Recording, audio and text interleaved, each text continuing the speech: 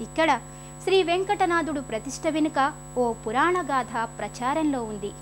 అళహరి కేశవయ్య అనే భక్తుడు స్వామి అభీష్టం మేరకు కృష్ణా తీరంలో ఉన్న మన్యంకొండలో స్వయం వ్యక్తుడైన శ్రీ వెంకటేశ్వర స్వామిని కొలిచేవాడు. ఒకానొక సమయంలో కేశవయ్య కృష్ణానదిలో స్నానం చేస్తుండగా శ్రీ వెంకటపతి దివ్యమంగళ విగ్రహం ఆయన దోసిట నిలిచిందట. ఇదంతా స్వామి అభీష్టం మేరకే జరిగిందని భావించిన కేశవయ్య దానిని శేషసాయి ఛత్రఛాయలో మూల విరాట్టు సన్నిధిలో ప్రతిష్ఠించి పూజించినట్లు ఇక్కడ స్థల పురాణాల ద్వారా అవగతమవుతోంది. గర్భాలయంలోకి ప్రవేశించిన భక్తులు శ్రీ వెంకటనాథుడి దివ్యమంగళ రూపాన్ని దర్శించుకుని అలౌకికమైన ఆనందానికి గురవుతారు.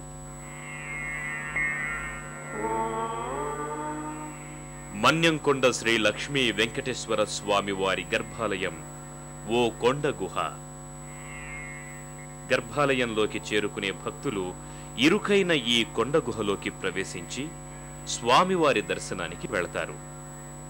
అళహరి కేశవయ్య అనే భక్తుడు స్వామి అభీష్టం మేరకు ఇక్కడ ఈ కొండ మీద లక్ష్మీ వెంకటేశ్వర స్వామిని ప్రతిష్ఠించినట్లు ఇక్కడి స్థల పురాణాల ద్వారా అవగతమవుతోంది.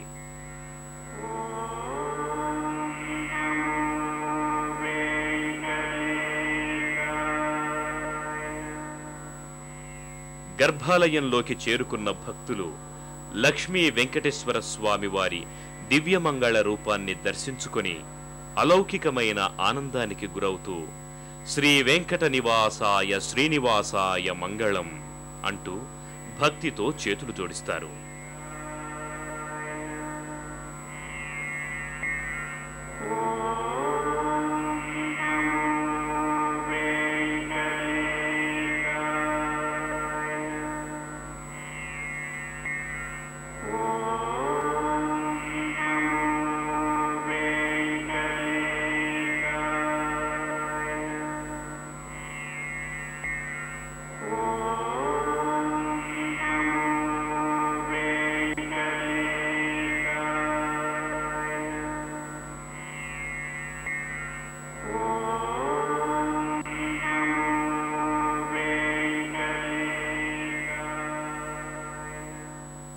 మహబూబ్నగర్ జిల్లాలో పెద్ద క్షేత్రము మన్యంకొండ లక్ష్మీ వెంకటేశ్వర స్వామి దేవాలయము.